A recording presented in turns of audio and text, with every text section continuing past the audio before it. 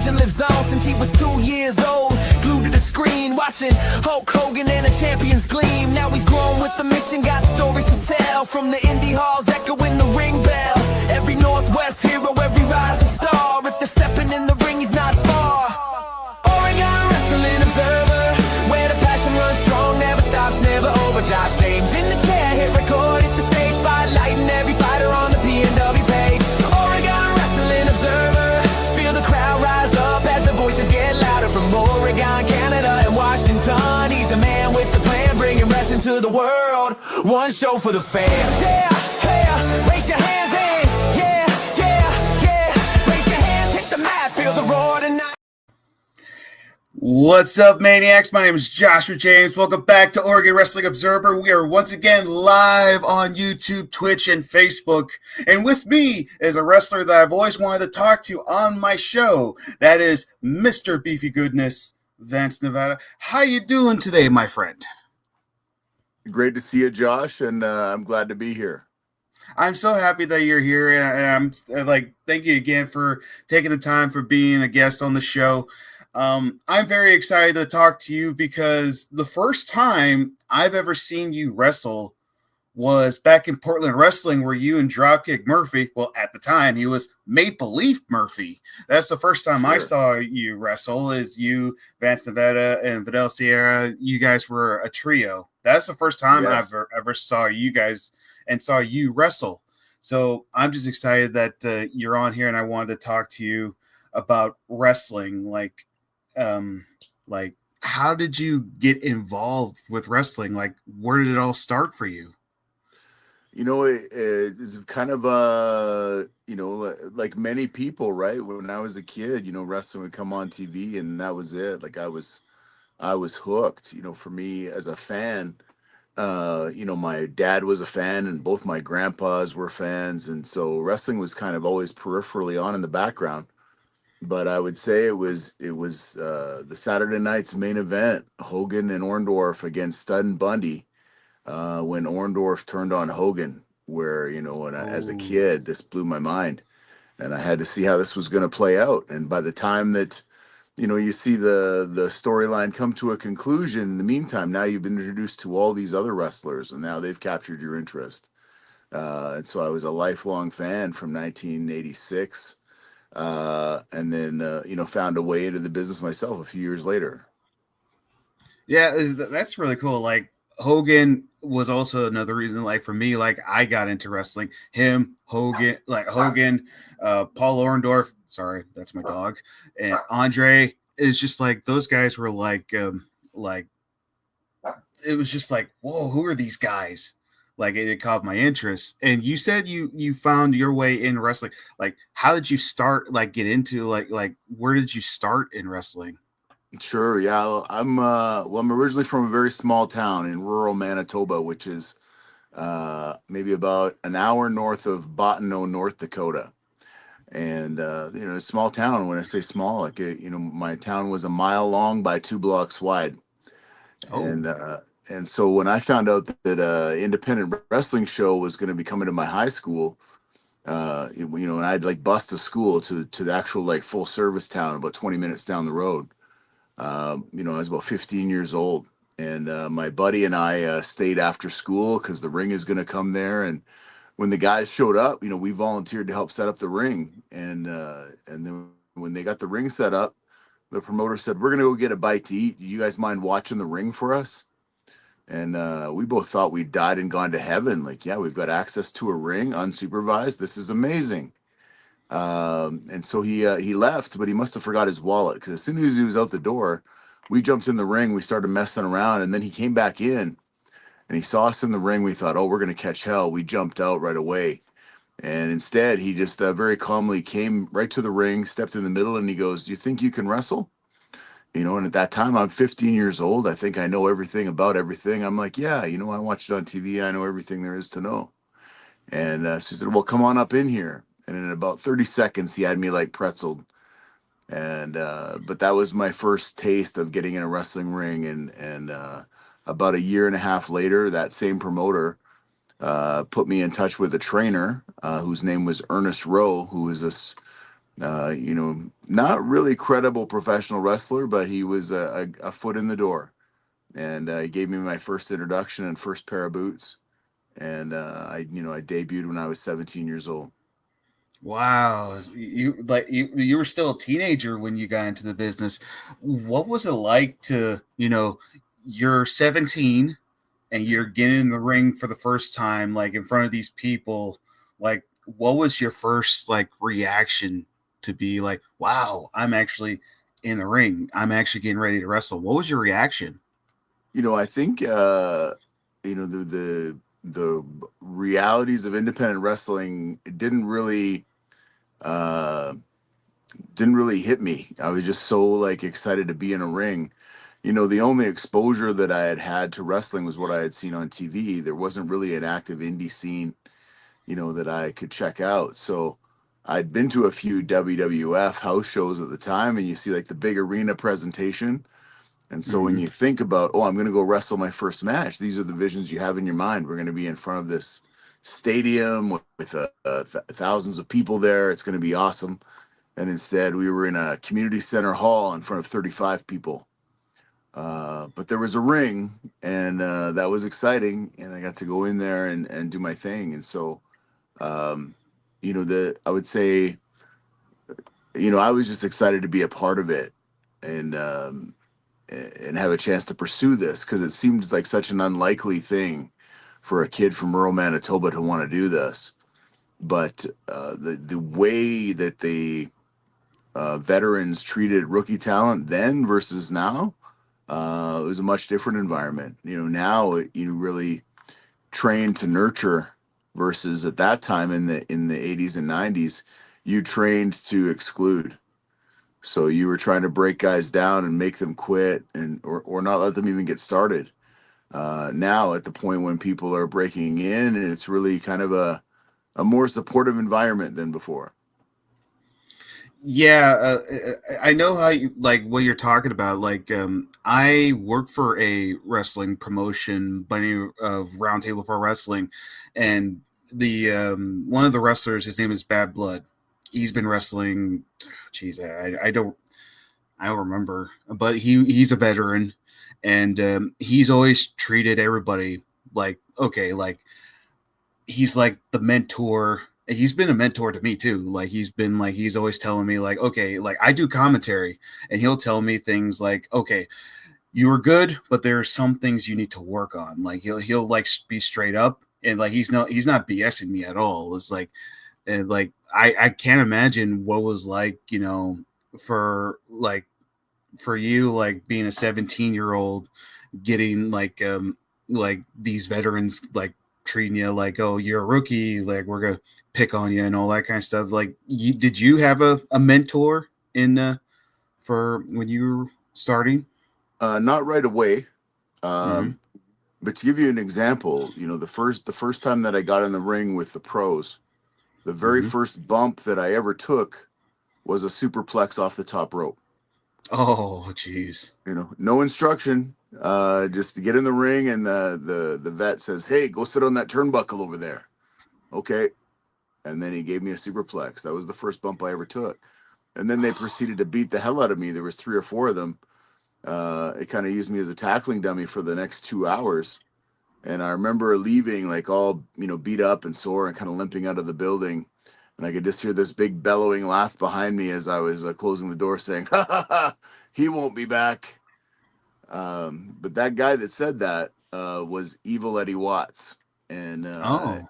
Eddie Watts, you might not be too familiar with in the U.S. because he didn't have much of a presence in America, but he did quite a bit in Mexico, and he was, a champion for Carlos Colon in Puerto Rico on multiple occasions, and wrestled all across Canada. And over the years, over the next 4 or 5 years, he kind of kept tabs on me. Like, there's that kid that I thought wouldn't come back after the first day, and he is, and he's starting to excel. So Eddie Watts became a mentor to me in the way, not necessarily like training in the ring, but that was part of it, but more how you approach your business as a wrestler and how you deal with promoters and getting booked. So he was the first guy to get me booked on the East Coast for Emile Dupree in 2001, and then I got to go back with a different company to the Maritimes in 2002, and work hand in hand with Eddie Watts. So it was a really great experience. That's really cool. What was it like when you first won your first ever championship? What was your reaction when you first won a championship in wrestling? I think it's uh, a goal for many wrestlers when they start, right? I mean, if Mm-hmm. they're thinking about the big goal, most guys when they start, they want to go to the top, right? You hear them say, "I want to Yeah. wrestle at WrestleMania." But then when you start to get those sort of like short-term milestones, they want to be in the main event, they want to win a championship, and so to get that uh, somewhat early in my career, maybe I think I could have benefited from having a mentor to help me understand what that meant, and prevent me from you know falling prey to my own hype. But it was a thrill for sure. I can't imagine what it was like to feel like you're brand new, and next thing you know you're winning a belt. It felt pretty good to see. Like I don't know if you were thinking this, but you're like, I did it. I finally did it. Like, was that your reaction? I think it was more a case of, because I came from a small town where people thought that this idea of being a pro wrestler was silly. Mm-hmm. Now that I went and did it and have accomplished something in it, even at the minorest level, to be able to report back, in the small town newspaper and say, hey, that kid that said he's going to go be a wrestler, now he's a champion. Look at that. That's really cool. It's an awesome feeling, like just to see like that happening. But now, like with you in wrestling, like next to you know, you're in ECCW, and next to you know, now you're in Portland wrestling. Take me where how did you get involved with Portland wrestling? Sure. Uh, I think that one of the greatest things that ever happened to my career was in 2002 when I moved to the West Coast, and met Michelle Starr. Oh yeah. Because Michelle Starr, being a wrestler as well as a promoter, he was Mm-hmm. always looking out for talent, and as he was helping guys get connected with opportunities in Japan, in Korea, in England, as well as the States. And so, he would always keep me in mind and say, "Hey, do you want to go wrestle in California?" I'm like, "Yeah, that'd be great." And so I got to go down for APW a couple of times, in 2003 and 2004, something like that.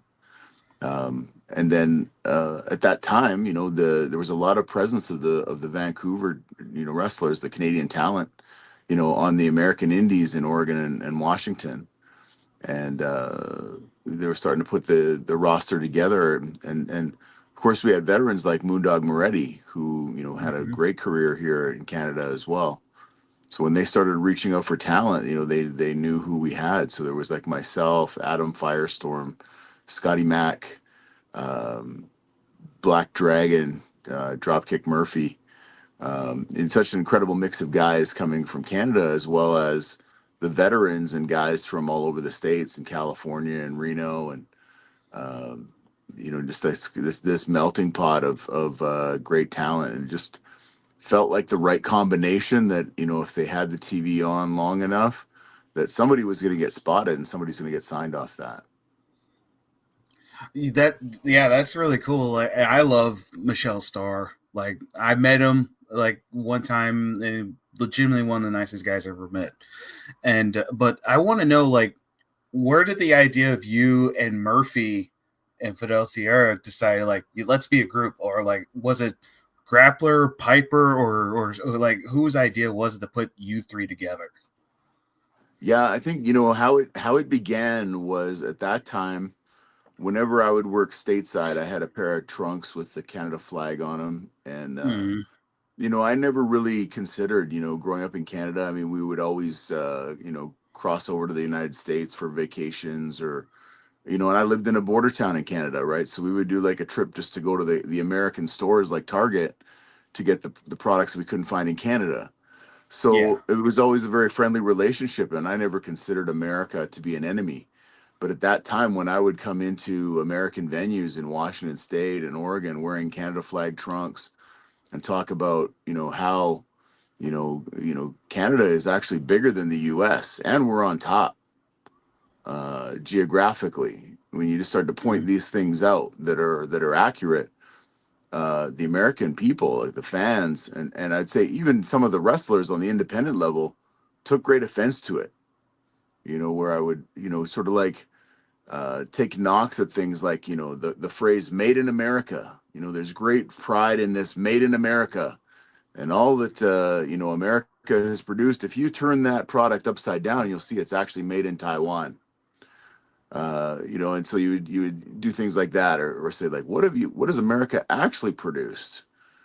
Cigarettes and sipping whiskey. That's about it. The rest is imported. And so I remember one time I had finished cutting a promo, and I had a wrestler come up to me and say, "Hey, this is one American you don't want to mess with." And I kind of chuckled and said, it's a gimmick, right? But so when we came into Portland, I had a couple of matches, as a single, and then we had brought up to the bookers at that time, "Hey, we've got these two pairs of trunks with the Canada flag on them." Murphy was a really charismatic guy, and I was pretty solid on my promos. But I think the turning point for us in Portland was, they could see when I was doing my pre-tapes that my promos were really strong. And so there was one taping at the Cleaver Armory where I was doing a face-to-face promo segment with the grappler in the ring. And we had a basic idea what we were going to put over, but it was really old school in the way that it wasn't scripted. And so we get in there nose to nose, and I'm being a heel, and I start poking him in the chest, which is very disrespectful. And Yeah. I'd say, "Listen, kid, like I don't know if you know who you're dealing with. You're not dealing with pork chop cash up and down the Florida Panhandle. You're dealing with Mr. Beefy Goodness."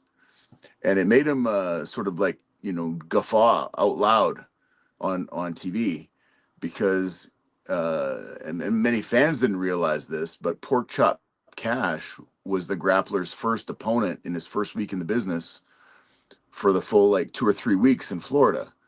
Yeah. So and he got to the back and he was like, "How did you know that?" And I'm like, "Well, I'm just a student of the game, like I really appreciate the history of the sport and things like that." And it really made him look at me in a different light and think, "Okay, well, what can we do to showcase this guy, because he's our kind of guy?" And so they put me with Murphy. And when they realized we were getting so much steam being foreigners from Canada, they're like, "Okay, well, let's put you with Fidel and we'll make you the international cartel." So it's kind of like all these anti-Americans. Uh, and that was some really fun stuff, working together with that group of guys. Yeah, I remember that, and I remember that I was watching some of those tapes, and I remember like thinking like we're supposed to boo you, but I was just like, I'm cheering for these guys. I like them. It was at the point that I literally bought a Canadian flag to bring to the show. I actually bought one.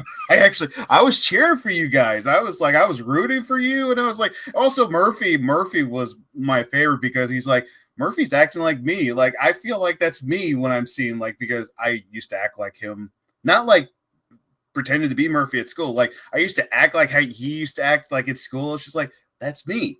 So these Sure. guys, those are my boys. Those are the guys who I'm cheering for. Like I cheered for Scotty, I cheered for the AOD, but I was actually rooting for you guys, and I literally bought a Canadian flag to support you guys. But unfortunately, I never got to bring it to show you that hey, I'm rooting for you guys. I'm actually cheering for you because Right. unfortunately you left Portland Wrestling. Like Yeah.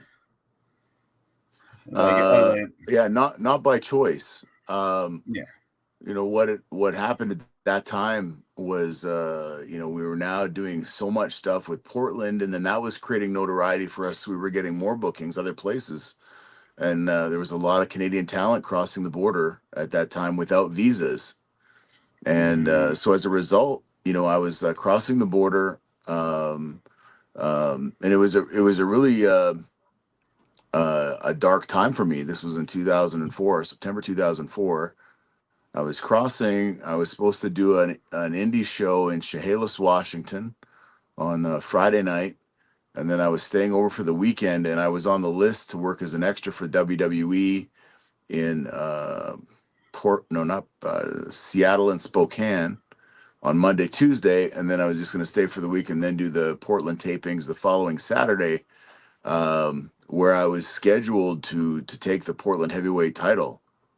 And then I got apprehended by the border, and they were able to, piece together that I'm Vance Nevada, and that I had crossed the border this many times, using different stories. I'm going shopping, or I'm going to pick someone up at the airport, or whatever. And we're able to cross-reference it from a website to show, oh no, you said you were going here to do this, but this website says you were wrestling with Roddy Piper in Portland, Oregon. And so I got a 5-year ban from the United States, for working without a visa. And Dang. so the first call when I got home, was to Frank Culbertson at Portland Wrestling to say, hey, you know what, I just got apprehended. Now they're checking websites. So the best thing you can do right now tonight is get in touch with your webmaster and make sure that Vance Nevada is off your website, because if they're scouring for this information, they're going to find the other Canadian guys who you need on TV next week. But then the second call, which was like the hardest call of my whole career, was calling back the WWE, because I had been trying so hard to get noticed by them, uh, for 2 or 3 years. At that time, when you'd send up your tapes and your promo pictures every 6 months or so and follow up. And Tom Pritchard was just, no, Tommy Dreamer had just taken over his talent relations. It was his first week.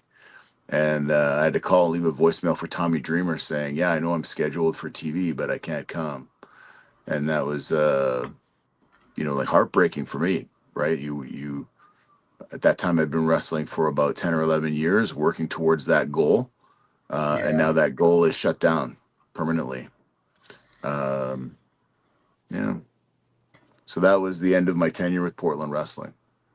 That sucks too. Like that really sucks, man. Like, but like it sucks because like I was looking forward to seeing like you facing Scotty for that title. I was looking forward to watching it, but unfortunately, just like that happened.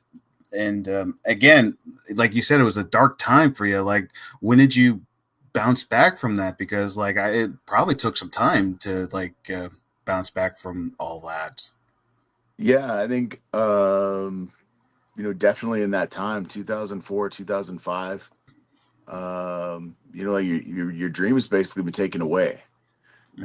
The goal you've been working towards since you were 10 years old. And so I was started to make a lot of bad decisions, just in my personal life, and like, well, what does it matter? Right. I tried to follow the rules all these years and tried to, do to get where I wanted to go, and it didn't help. So, now fuck it. I'm gonna do things whether they're helpful or constructive for me or not. And I think it took a couple of years, and then a turning point for me probably was in 2006. Uh, Disco Fury was reopening. The ECCW at that time, wrestling Hmm. school, and he was looking for someone to be a co-trainer with him. And so he had this young group of guys, and some of them you may have heard of. So there was in that class Kyle O'Reilly, Gerv Hmm. Sierra, El Fantasmo, Yeah. uh, Veronica Weiss, Nicole Matthews. And so this crop of talent coming up, and so there was an opportunity to like work with them and mentor them and help them get out and get their first bookings outside of British Columbia. And it was re-energizing now, because it's you don't want to see them fall into the same traps or get stuck or not or miss out on any opportunities. And so really started working closely with those people and mentoring them and helping them to take their first steps in the wrestling business. And then the following year, 2007, then Gerv's younger brother Harv came up, and in his class. So I was working a lot with the Bollywood boys all across Canada. We would do tours in northern British Columbia with the Mauler, and we do the infamous Death Tour in Manitoba across the ice roads in the north, and then Mhm. also helping them get booked as far as the East Coast. Dang, that's cool. That brought that energy, that feeling back. Is just that one call, just that one call. And next thing you know, the names that you just mentioned, like right now, they're one of the most popular wrestlers right now. I mean, El Phantasmo went to New Japan. Nicole Matthews is still killing it in the Indies, and just Kyle O'Reilly in AEW right now. Just like these guys, like when you see them right now, what's your reaction to like seeing them now? I'm so proud, like parentally proud. When you see them out there doing their thing, I remember first of all, when you see the guys on TV, I'm the first guy to reach out and say, "Hey, congratulations, man! It's cool." I remember wrestling with Kyle O'Reilly on Vancouver Island when he was just breaking in, and Mm-hmm. in some of his earliest matches, and working with the Sierras all up and down the road. So when you see them having success, and then it's the most surreal thing ever, when you see like, hey, there's this kid that I helped early in his career, and now he has his own action figure. Uh, it's such a wild thing. And you just keep tabs on those guys, and once they no longer require my help or my endorsement anymore, but we never stop watching, and like just like a parent, they got to go Mm-hmm. live their own life. But I'm very, very pleased for all their success, every one of them.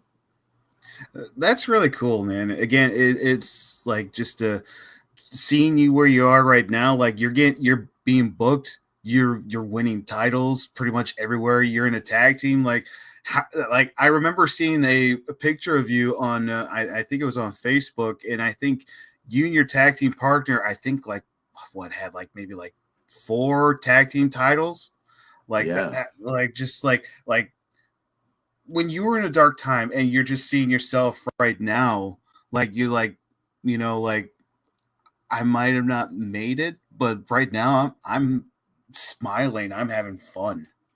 Like yeah, it's yeah. I think there was a period of time in 2013 where I had completely walked away from the sport. My neck was really, mm, really bad. I had a lot of compression in my neck, and just like cumulative damage over time. oh So I geez. took a break, and I was out for a few years. And it was actually Danny Duggan, who promotes Canadian Wrestling's Elite out of Winnipeg, and he runs Danny, these yeah. long tours. Yeah, like he'll run, start in Winnipeg, go all the way to the West Coast, loop around on a different highway, and do nightly shows all the way back to Winnipeg. So he's doing sometimes tours up to 26 nights in a row. And when he was doing these schedules, of course, like there's not too many guys that are resilient enough to do 26 straight nights anymore. So he would, call me up and say, "Hey, we had some injuries on the road. If you could help us bridge the gap, because you kind of live in this spot where it's close by for you, but it's far for us to pull guys out to get them there." And oftentimes I would turn them down. I say, "Nah, man, I don't even know if I can go anymore." And then it just took one, and I got back in there. And of course, I didn't have the ring wind that I used to, but I wasn't sore. I wasn't hurt. And then that turned into, okay, well, maybe we'll do a couple of bookings a month till, we got back to the West Coast and to Michelle Starr, who is very near and dear to me. And working again with All Star Wrestling, and the other opportunities that came up. Like really, the post pandemic portion of my career has been the most unbelievable, in terms of opportunities. I tried to retire 3 years ago, and the promoters wouldn't let me. They said, "Well, actually, we've got a different idea." And next thing you know, I'm the guy on top in two or three different companies at the same time. So it's been really remarkable, and I think the the longer the career goes, and the more I have the opportunity to just exercise gratitude and not expect anything. Some of the most unreal opportunities have come up that I never would have imagined at the beginning. That's really cool, man. It's just like, again, like you just left wrestling for a little bit because like you were hurting. Next thing you know, you're back in the ring and you're still kicking ass right now, which is really cool. Like, but you were mentioning, like I mentioned about championships. I want to talk about also when you won the NWA World Heavyweight Championship. What was Sure. that reaction for you when you were facing Adam Pearce for that title? I think there's a photo from right after the match where I'm holding the Mm-hmm. belt, a really close up shot, Mm-hmm. and my eyes were all glassed over, and it looks like I'm crying. I think one of the best things about wrestling Adam Pearce was, on the independents, when you reach sort of a level of notoriety and you're kind of can call your own shots kind of thing, or you can kind of handpick your opponents, or you're always the guy on top because they know that you can talk people into the building and draw a house. And then you might get this sense in your mind of how good you are, whether that's real or imagined. And I think one of the things that was really apparent to me, not in a bad way, I had the opportunity to wrestle Adam Pearce 3 times. And from the first time that I wrestled him, I understood the difference between where I was and where he is. He's just a masterful professional wrestler, and always gracious, and always a gentleman. And I think it really speaks to his motto, right? Like work hard, treat Mm-hmm. people fairly, earn respect. Um, because sometimes you meet people on the independents who have had no success, they've never made any money, but they're the biggest dickheads, or they Mm-hmm. or they or they have the biggest egos, or they have the biggest challenges to what they're being asked to do that night, or they refuse to do things. And then you have these guys that have been worldwide in their careers, and have been world champion, that are the easiest to deal with. And I really always appreciated that. So, on that night where, we had this idea in mind I mean, basically in the context, we pulled a dusty finish in Red Deer, Alberta. Mm-hmm. Um, but he didn't have to do that. And, I'm eternally grateful that he did. Yeah, because I remember when that was announced. I remember very well, like when I saw that you won the NWA World Championship. I was happy for you. I was legitimately happy for you. And Adam, I love Adam. I've had him on my show before. I've gone to work with the guy before, and like you said, the guy was legit, like a really nice guy, and he always treated me like respect, and always I've always liked talking to him. And Yeah. just hearing the backstory about this, like that's so cool. Like, but also like, why is he? Why like I've looked at NWA Championship history, like on Wiki and all that kind of stuff, and there's been times where I don't see your name. Like, why is Sure. that? Like, why are you not recognized? Like, to some people, like I know that you won the NWA World Title. What's the whole Dusty finish? Like, what decided to make you guys do the Dusty finish? Yeah, you know what? I think, and it's been a number of years, so I don't remember the exact discussion. But when we were talking about, doing something, I think at one point there was a suggestion to say, well, what if we did, a title change like Harley Race would do in Japan, where he would go in and drop the belt to Baba on night one of the tour, and then win it back before he came to the States.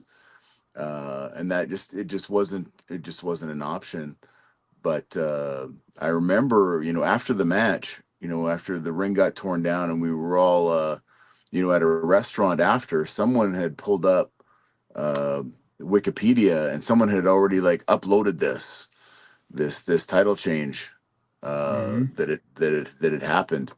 And so I've got a screenshot of it somewhere, Yeah, to I show, just like, saw yeah, that. for a moment in time it was recorded, and I know that Slam Wrestling did a story on it.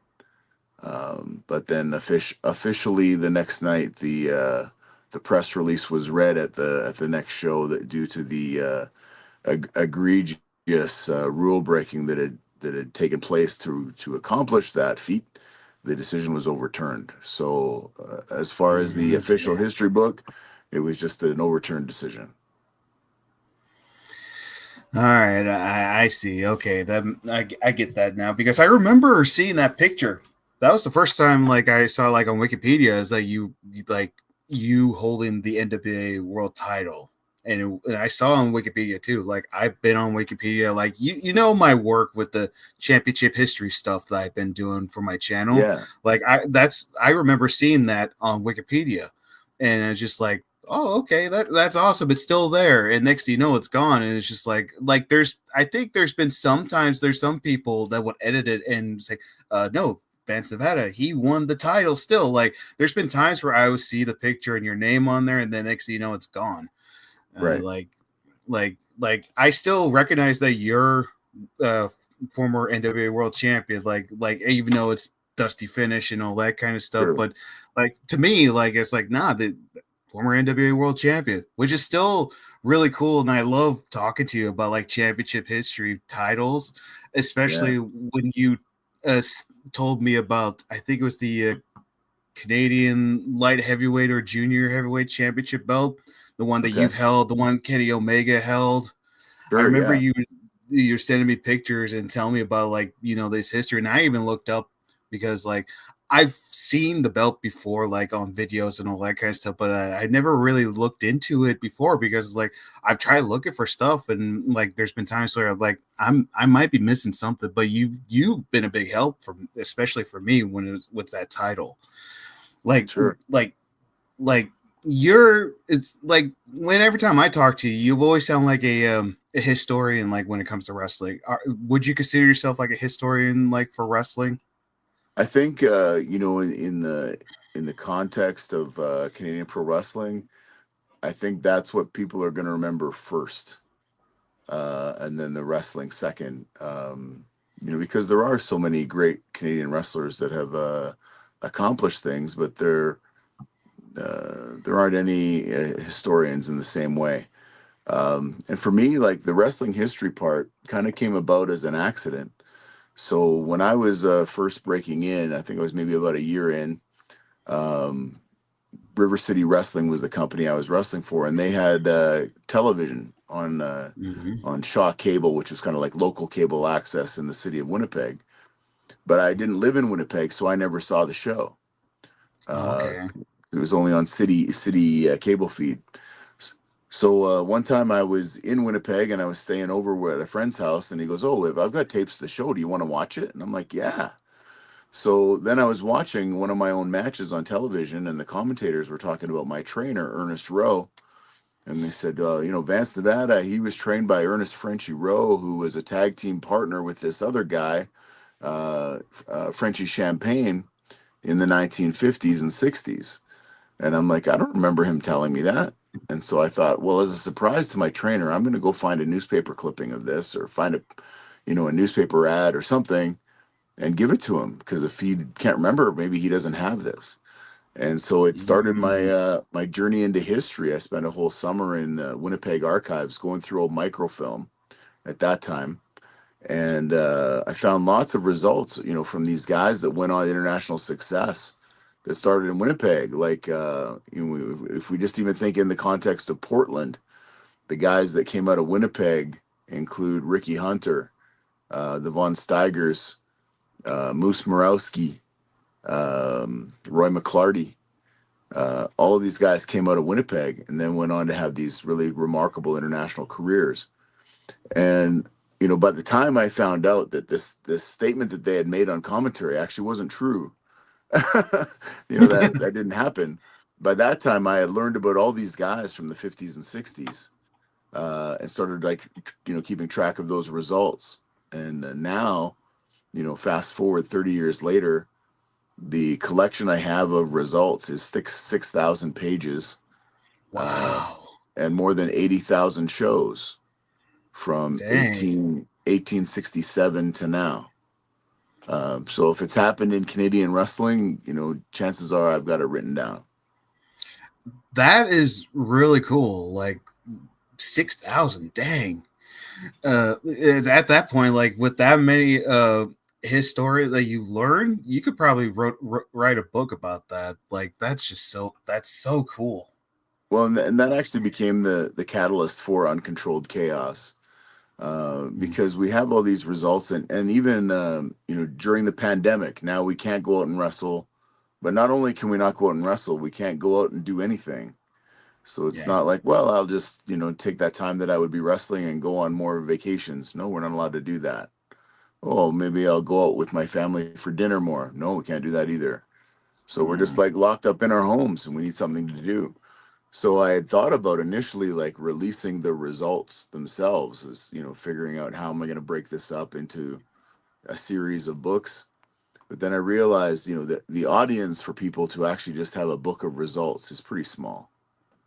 Like there's Mm. only a few diehards that would actually be into that, and so that's a lot of effort for a dozen or so really astute historians. But we can take all of the key data from all those results, talk about the stories behind all of that, all the different companies, all the different champions, some of the unsung heroes in the different territories, and Mm. and write what is an encyclopedia of Canadian pro wrestling history. And that was my pandemic project. So we had like 2 years locked down, and that's where Uncontrolled Chaos got written. That's so cool. I've always wanted that book because after when you released it, I was like, I want to get my hands on that book. Is it still for sale or people still could go buy it?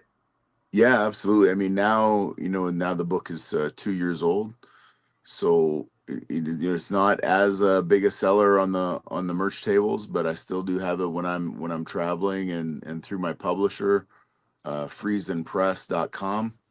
Mm-hmm. You can order it on demand. All right, yeah, because like I would like to get a book. I would like to get a copy of that book down the road because like when just seeing the cover for it, it caught my interest because it's like, okay, what like I had no idea what it was, but when I saw the cover of it, it's like, okay, like I don't know what it was. I don't know if it was just the two wrestlers or what the title of it. It just it caught my interest. I was just like, okay, this may be Sure. something like because I collect a lot of wrestling books. I like to Right. learn too. But just seeing that, it's just like, okay, you got me. Yeah. I We want to know what it says. Sure. Yeah. You know what? When we were doing the cover art, it was really important to me that we don't just rely on the names. So, Mm-hmm. I love and respect Bret the Hitman Hart, but Mm-hmm. Bret doesn't need me to pump his tires. There's lots of people on the internet every single day that are doing that. Or similarly Chris Jericho or Gene Kiniski or whatever the case is. The other thing that I see often is that people romanticize that era of wrestling from the 60s to the 90s. And then when they talk about independent wrestling, it's usually just kind of an afterthought where they'll say, here's all the great things that were happening and the big crowds that were being drawn. And now the independents, well, they're still active at wrestling all the time now on the independents, period. And that's usually the only mention that we get. But there's some tremendous talent that's being produced out of the independents. But I've also had this argument with Brian Blair over the last few years where, he'll say that, well, independent guys aren't really professional wrestlers, not like we used to be. And my argument back to Brian Blair is, if we could work a territory, if we had that opportunity to do that, we would. There's no avenue in the business for us to do that anymore. But now, if you have someone that's been an independent wrestler for 20, 25 years without a guaranteed contract, without a weekly salary from wrestling, where they're juggling, a real life job and family and whatever, and still finding a way to engage in their passion professional wrestling for more than 2 decades, the passion that the independent wrestlers have today is immeasurable. And some of the people that we have seen, and you would have seen, through the Northwest scene with Defy and all of the organizations that are in the Northwest. Some incredible talent, new school stuff like they'd see on television, but also many times that old school feel from the territory days. There's such a mix that the fans are still coming out. The fans are still emotionally invested, and the independents do play a very important role. Oh yeah, big time. Because like I've always like growing up, never knew what the independence or what it was, or even the territories. Because when I was born, the territories were pretty much all gone. Yeah, But when I moved here to Oregon, I first found out about Portland wrestling. I was like, I didn't know anything about this, but I want to look up more. And then after Portland wrestling, then there was WCWC, which became my first ever wrestling job. I got to work for that company, and then I got to go to DOA, and then I got to go to BCW, then I got to go to ECCW in Canada for the first time, and I'm learning more about indie wrestling. And it's at the point now, it's just like, for me, it's just like indie wrestling is so fun. yeah, Like you said, it has that old school feel to it. I feel like I'm going to every different type of territory, even though I'm not working for them. But I feel like, oh, I remember I've seen this guy, or I've never seen this wrestler before, but I want to learn more. And it's just like, it's so much fun. Like I've always keep absolutely. saying, oh, go Yeah, ahead. absolutely. And I think, I'm definitely hearing it a lot, especially right now as I'm doing my final matches in some of these cities where I'm talking to fans and they're telling me like, hey, you were on the first ever independent wrestling show that I went to, or, it's because of the stuff that you do and say that, I was hooked. I had to keep coming back. And then as I'm doing my final appearances, they're coming to the merchandise table and they're telling me directly, I'm only here to see one wrestler tonight, and it's you.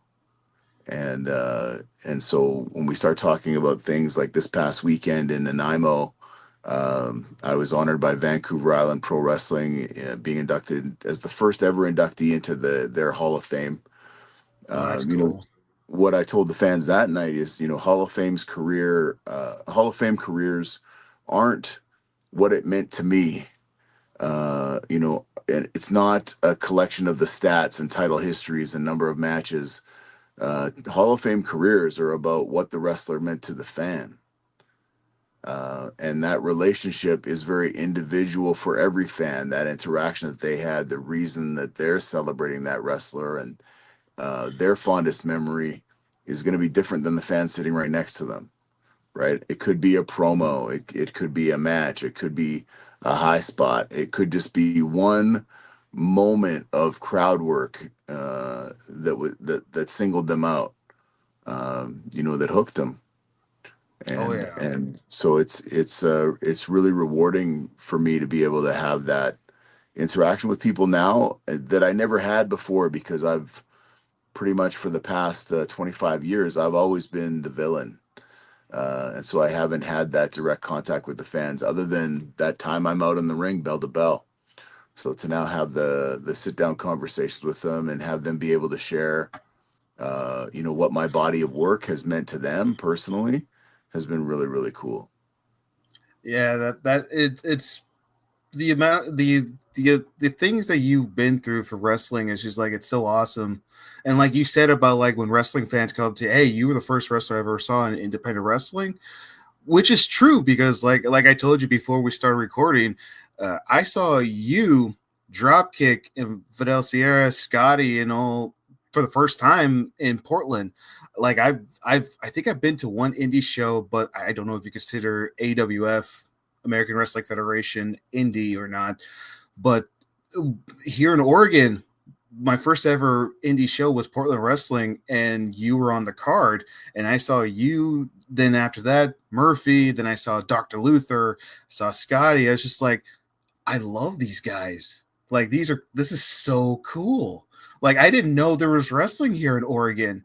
I want to go to more, and I want to see more. And next thing you know, I see that it's on TV. I was like, oh, that's so cool. If I can't go, I could still watch it. Like that's Right. how I always felt. And again, like I said before, I know I was supposed to boo you guys, but when you and Murphy were a team, I was just like, kind of reminds me and my brother in a way. I was like, I want to see these guys more. I kind of want to see that. Just like, that's how I felt. That's how I really truly felt. It's like Murphy's me and Vance Nevada is my older brother. That's how I see it. That's how I saw it. Right. And again, just for what you've done in wrestling, thank you again for everything, my friend. Yeah, it's been very rewarding, and I'm so grateful to. I, and I remind young guys this now is there's no self-made talents anywhere, right? Nobody got to the top completely on their own. They had help along the way, and it could be from those promoters that were booking them initially to that talent scout that bothers to take the time, or that person that ran the workshop or the seminar that now took note of them and now can vouch for them, or the veteran wrestler that they got the chance to work, or the name guy who now passed their name on. There are so many Mm-hmm. people, and whether you reach the top of the business or not, just to have a long career as an independent wrestler, and even now, right, in January 2026, I have 6 matches, and 5 of them were main events. Uh, That's so to awesome. be in those positions, that's not on me or my talent or anything like that. That is a promoter saw value in me now still to put me in that spot. The wrestlers of today, they still want to work with me and they see a value in that. And aren't saying, "Oh no, don't give me that old guy. I don't want any part of this." So I'm really really grateful, for all of the experiences that I've had, over 33 years, and the people that I've had the opportunity to meet and become family with. It's been really incredible. That's really cool, my friend, and it's so awesome that with the lows that you had right now, you're up high right now. And you're just seeing you smile and just like and seeing the post that you post like with the belts or where you're gonna be at next. It's just like you sound like you're still having fun with wrestling, which is always good to hear and see. Yeah, I never really understood the people that would be in wrestling and then be in the locker rooms and just be miserable. There's a couple of pieces of advice that ring in my mind, but I think especially right now, one of the things that I heard, from Ted DiBiase years ago when we were on a couple of indie dates together, and we ended up having booths very near each other at the Calgary Comic Con one year. And Ted had said, they never remember how strong you started, but the people will remember how strong you finished.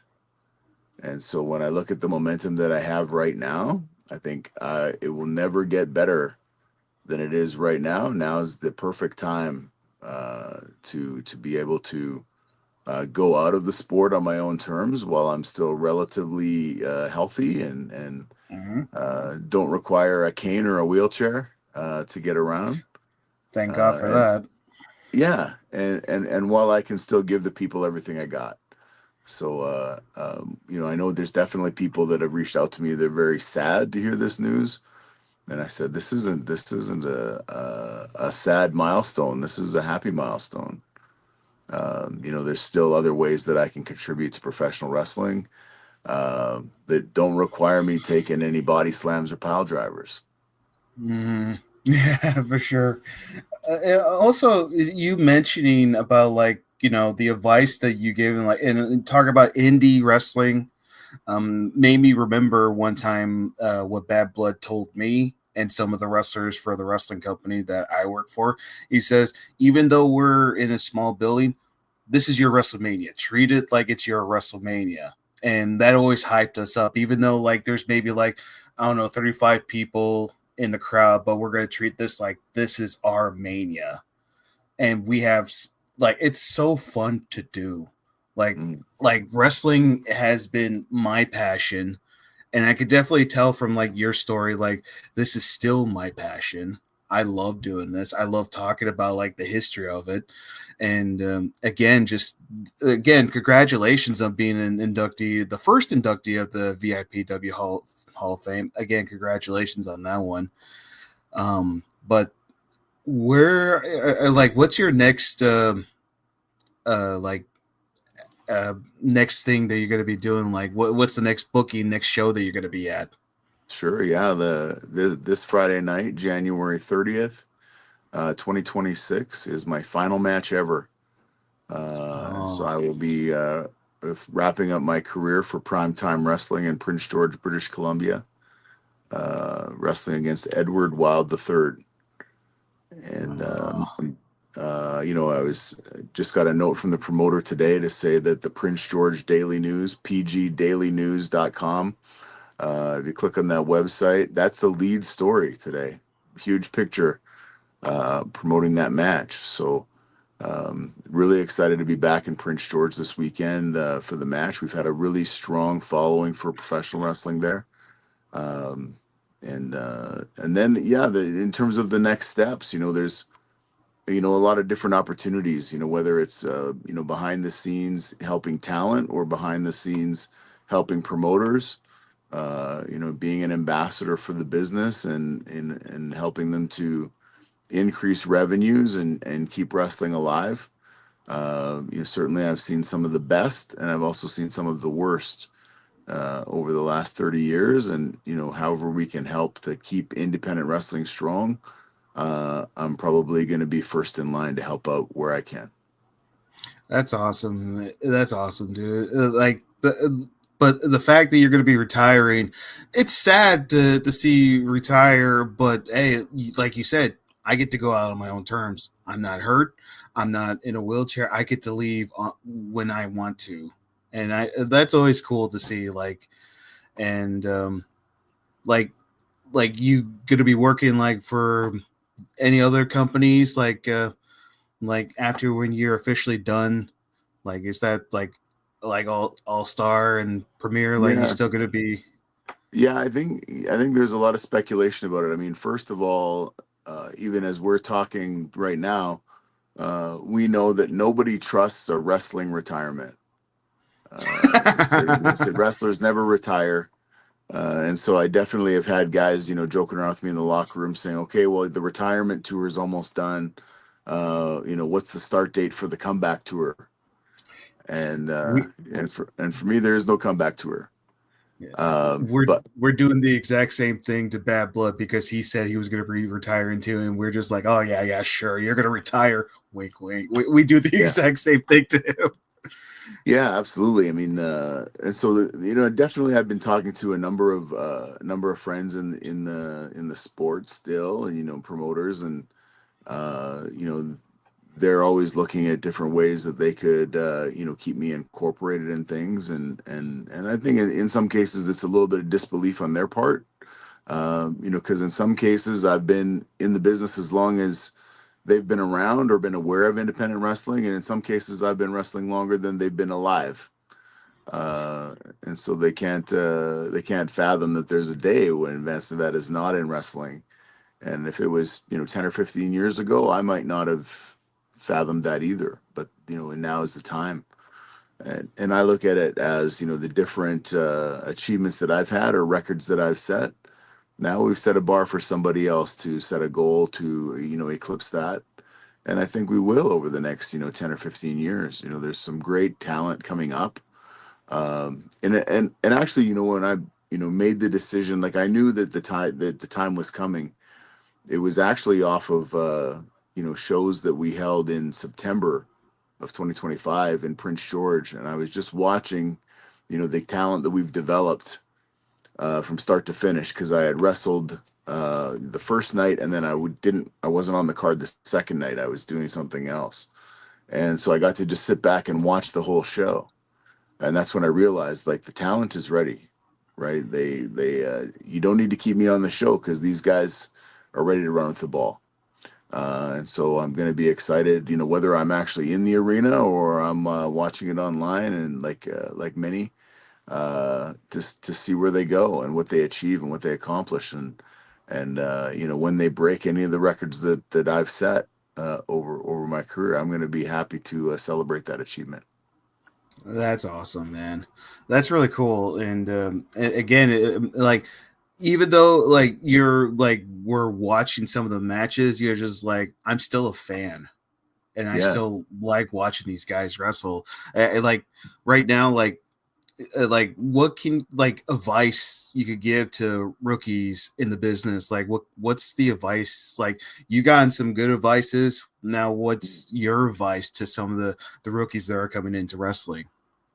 I think that there's a couple of things. I mean, first of all, if they have a goal in the sport of wrestling, they need to tell somebody what that goal is, right? It's not just like the visioning exercise where you have a goal and you write it down and then you keep looking back at that book and seeing like, oh, am I any closer to my goal today? In wrestling, because so much of it can be influenced by people other than yourself, you need to tell people, what that goal is, whether it's your trainer or your promoter or your booker or a vet that you know you can confide in or is going to give you good advice to help you achieve that goal. And those goals can be big and small. Your goal could be as simple as, I trained with this company and I wrestle here, but I'd like to wrestle for other companies. Okay, well, you got to let somebody know that you want to get booked to get booked. In order to be booked, people need to know that you want to, right? They're not necessarily seeking you out. So that's number one. You need to let people know what your goals are so they can help you achieve them. But the second thing that I say always is, attitude is everything. Because you have promoters that will say, "Oh, we're going to book, the best talent that we have available." But sometimes you have the best talent available, but they have the biggest ego, or they're just a generally disruptive environment, created generally a disruptive atmosphere in your locker room, that's disruptive to the flow of the whole show. And so I would always tell promoters if I was coming in new and they'd say, "Oh, who do you want to work here?" I'd be like, "Maybe I'm not familiar with your talent. I'm coming in for a one night stand, basically. But give me somebody that wants to wrestle. I don't care if they can wrestle." Um, Okay. so if you got somebody that's young, they're new, but they're really, really hungry and they're going to learn and they're going to listen and they're going to apply, and benefit from that experience, give me that guy. Because I'm gonna give you more than you expect from him. That's awesome. Great advice. Thank you again. Again, thank you for being on the show. I really do appreciate what you've done for wrestling, and thank you for taking the time for being a special guest on my show. Like with Scotty and everyone I've had. Again, thank you. And I've always been excited when you said yes to be on my show. I was hyped. I was really hyped to have you as a guest. And again, thank you for everything, Vance. Yeah, no, I had a great time and a good conversation, and we went an hour and we didn't even bury anybody. Well, I kind of did with blood. I kind of did, but no, it's fine. Again, but again, thank you for everything. And is there anywhere we could find you on the social media? Is there like where we could follow you, keep up with your updates for like wrestling and all? Like, can we? Is there anywhere we could find you? Yeah, so far, I haven't made a decision on what's happening with social media after next week. Whether we're going into hiatus or what's Mhm. next. But there is an official Facebook page for Vance Nevada, Canadian professional wrestler, on Facebook, and I'm also on Instagram at beefy_G. All right. Again, thank you for being on the guest. Love you, my friend. Lots of love. And hopefully down the road, even though you're going to be retired, but hopefully down the road, I like to meet up with you or see you at a show and just talk to you again. And love to meet up with you someday. Yeah, 100%. Well, I will be at the Cauliflower Alley Club reunion in August in Las Vegas. That'll be the best place to catch me, probably. All right, I gotta work on getting up to Vegas. Yeah, Well, again, thank you, Maniacs, for watching. I hope you guys enjoyed this interview. Thank you again, Vance Nevada. Thank you for everything, and thank you for being on here again. absolutely. And thank you, Maniacs. I hope you all enjoyed. Don't forget to like and subscribe to Oregon Wrestling Observer. Follow me on Twitter, Instagram, and go like the Oregon Wrestling Observer Facebook page. Thank you, guys. We love you. Take care, and goodbye.